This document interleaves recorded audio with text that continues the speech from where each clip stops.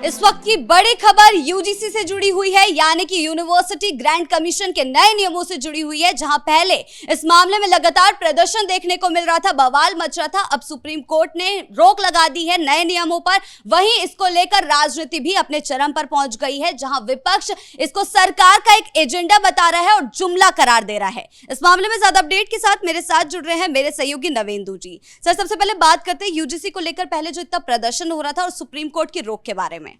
निश्चित तौर पर आप देखिए कि भारत टूटने से बच गया।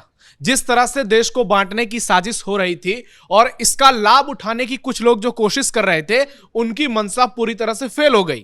आपने देखा होगा किस तरह से आरजेडी की प्रवक्ता खुलेआम वीडियो वायरल करती हैं और वो कहती हैं कि इनके साथ अत्याचार होना ही चाहिए। देश के सर्वोच्च अदालत में जब यह मामला पहुंचा तो chief justice of India justice Suryakant की टिप्पणी से पूरे देश में हड़कंप मच गई। उन्होंने सीधा सीधा सवाल किया कि एक बार फिर से क्या आप भारत को भेदभाव में झोंकना चाहते हैं?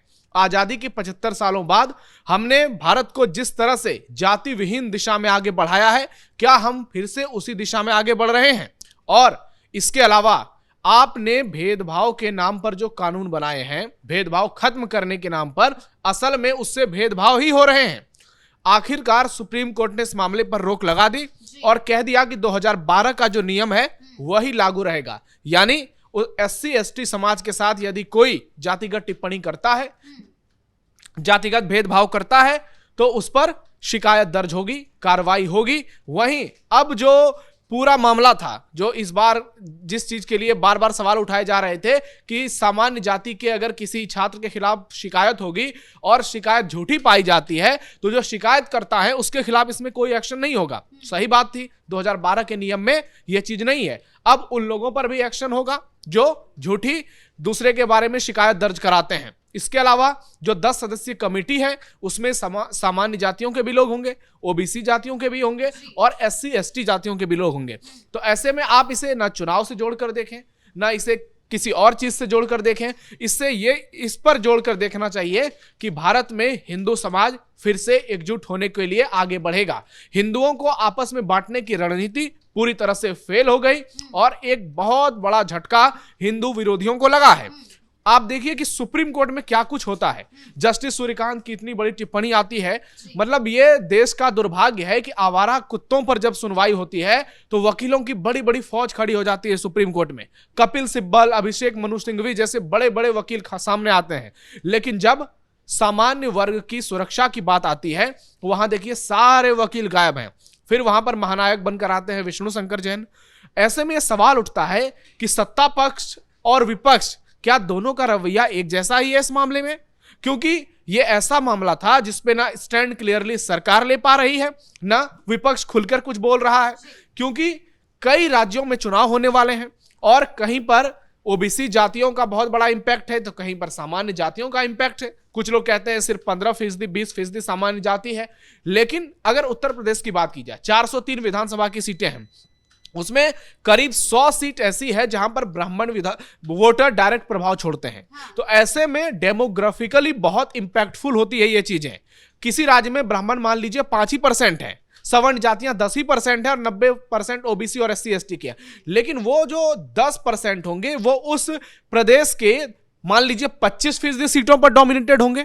ऐसा भी हो सकता है। तो वो 25% सीटें तो एक बार में वो पार्टी हार सकती है जो इनका खुलकर विरोध करेगी। तो डेमोग्राफिकली इसका बहुत इंपैक्ट होता है और इसीलिए कम हिस्सेदारी होने के बावजूद भी खुलकर ना सत्ता पक्ष कुछ कह पा रहा है, ना विपक्ष कुछ कह पा रहा है। लेकिन ऐसा क्यों है कि आखिर ये खुलकर बोल क्यों नहीं पा रहे हैं? चुप्पी क्यों साध ले रहे हैं? बचने की कोशिश कर रहे हैं? देखिए, इसका सीधा सीधा कारण है, सब जानते हैं कि अगर एक तरफ के समर्थन में बात करेंगे तो दूसरा तबका नाराज होगा और दूसरे तबके की बात करेंगे तो पहला तबका नाराज होगा। चंद्रशेखर आजाद रावण जो सबसे ज्यादा बवाल मचाते हैं किसी भी मुद्दे पर, वो खुद खामोश हो गए हैं क्योंकि उनको मालूम है कि अभी उत्तर प्रदेश में चुनाव होने हैं।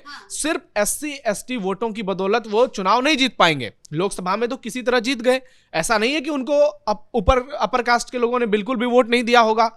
एक एक वोट इंपॉर्टेंट होता है। ऐसे में हर किसी को मालूम है अगर एक बार भी जनता के दिल में, उनके दिमाग में ये मैसेज चला गया कि हम उनके विरोधी हैं, तो फिर जो प्रदर्शन सड़क पर हो रहा है वो बंद हो जाएगा। उसके बाद सीधा ईवीएम में प्रदर्शन होगा और वहां पर हो सकता है कि हमारी हार हो जाए। इसलिए बहुत सारे नेता सोच समझकर बयान दे रहे हैं। आप देखिए कि जितने भी बीजेपी के बड़े नेता हैं, किसी का बयान सामने नहीं आया है। कांग्रेस के बड़े नेता में किसी का बयान सामने नहीं आया। अखिलेश यादव ने जरूर कहा कि जो दोषी हैं उन पर कार्रवाई होनी चाहिए, जो निर्दोष हैं उनको फंसाया नहीं जाना चाहिए। अब वही भाषा बहुत सारे नेता बोलने लगे हैं। गिरिराज सिंह बीजेपी बिहार के बड़े नेताओं में से उनकी गिनती होती है। अभी तक गिरिराज सिंह इस कानून पर कुछ नहीं कह रहे थे, अब कह रहे हैं कि हिंदुओं को बांटने की कोशिश नाकाम हुई। निशिकांत दुबे का भी यही बयान आया है। अब लोग इनसे ही सवाल पूछ रहे हैं कि सरकार तो आपकी है, आपने ये कानून लाया, फिर किस पर आप इल्जाम लगा रहे हैं? विपक्ष सत्ता पक्ष को घेर रहा है, सत्ता पक्ष विपक्ष को घेर रहा है। इस बीच में पप्पू यादव का एक ट्वीट आता है। पप्पू यादव का ट्वीट आपको बताते हैं। जितना लिख लोढ़ा पत्थर हैं वो यूजीसी पर ज्ञान बांट रहे हैं। ये एक कहावत बिहार में कही जाती है। यूनिवर्सिटी स्टूडेंट्स, शिक्षाविद और भेदभाव झेलने वाले पीड़ितों को तय करने दो यूजीसी कैंपस में समानता कायम करने के लिए क्या करना चाहिए। ना किसी से भेदभाव होना चाहिए, ना किसी को झूठे आरोप में फंसाना चाहिए। ये पप्पू यादव का बयान है। जेडीयू का बयान आता है। जेडीयू कहती है कि ये बिल्कुल सही कानून है। अब जो है दोषी हैं वो बच नहीं पाएंगे, जो निर्दोष हैं उनको सजा नहीं मिलेगी। राकेश टिकैत बहुत बड़े किसान नेता हैं, उन्होंने आपत्ति ही जता दी है। उनका बयान आप भी सुनेंगे तो आप भी हैरान हो जाएंगे। वो कहते हैं 2026 का मैं यूजीसी कानून का खुलकर विरोध करता हूं। कानून देश में जातिगत टकराव, तनाव और संघर्ष को बढ़ावा दे सकता है।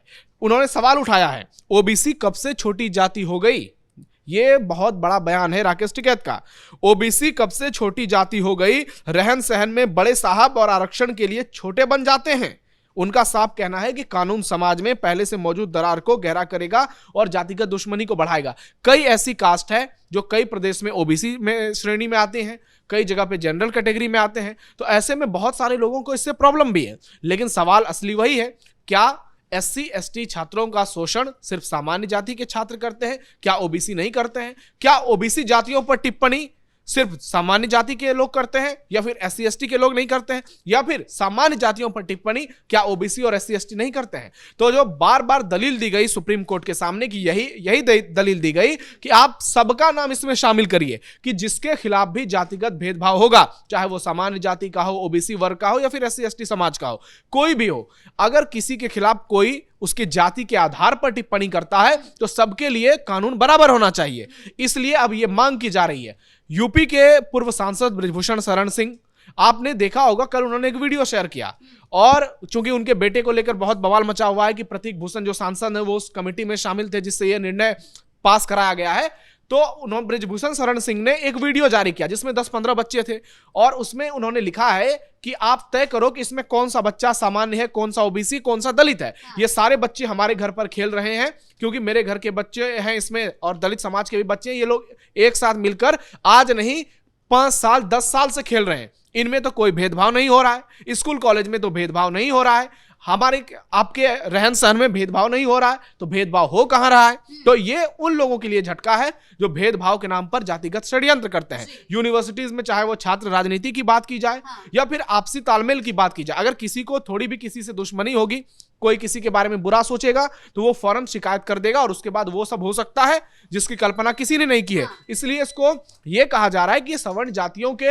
हित में फैसला नहीं आया है, ये भारत को बचाने का फैसला है, ये हिंदुओं को आपस में लड़ाने के खिलाफ फैसला है और यह फैसला आने वाले समय में भारत की तकदीर और तस्वीर दोनों बदलेगा। अगर ऐसा नहीं होता तो आप देखिए कि आपस में ही हिंदुओं को लड़ाया जाता, आपस में ही छात्र एक दूसरे के दुश्मन बन जाते, क्योंकि ओबीसी जातियों के भी बहुत सारे ऐसी जातियां हैं जिन पर प्रताड़ित करने का आरोप लगता है। अगर बिहार की बात की जाए तो यादव कास्ट ऐसी है जिस पर सीधे आरोप लगते हैं कि सबसे ज्यादा दलितों का शोषण उसने ही किया है। लेकिन एक सवाल ये भी है कि हालांकि सुप्रीम कोर्ट के फैसले के खिलाफ कोई नहीं बोल रहा है, लेकिन विपक्ष इसमें सरकार को घेरने की कोशिश कर रहा है। उनका कहना है कि असम और बंगाल में चुनाव है और वहां जातियां मैटर करती है, जातियों का वोट मैटर करता है, इसीलिए सरकार सिर्फ एक जुमला गढ़ने की कोशिश कर रही है।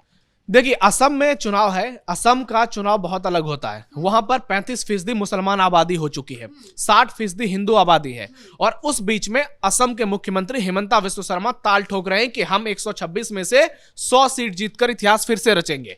असम में इस वक्त सबसे बड़ा मुद्दा बांग्लादेशी घुसपैठिया है, वहां हिंदू एकजुट है। ऐसे में बहुत बढ़िया डिसीजन हुआ सुप्रीम कोर्ट का ये। हालांकि ये फाइनल फैसला नहीं है, अभी सिर्फ इस पे स्टे लगा है, अभी अगली सुनवाई होनी बाकी है।